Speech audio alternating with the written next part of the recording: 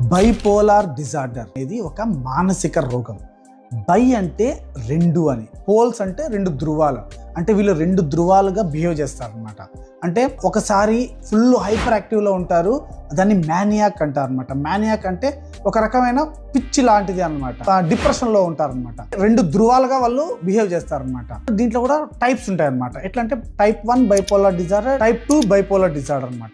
ఈ type 1 type 2 డిజార్డర్లో type 1 అనేది బాగా హై లెవెల్లో ఉంటారు వీళ్ళు, టైప్ 2 అనేది కొంచెం లో లెవెల్లో ఉంటారు.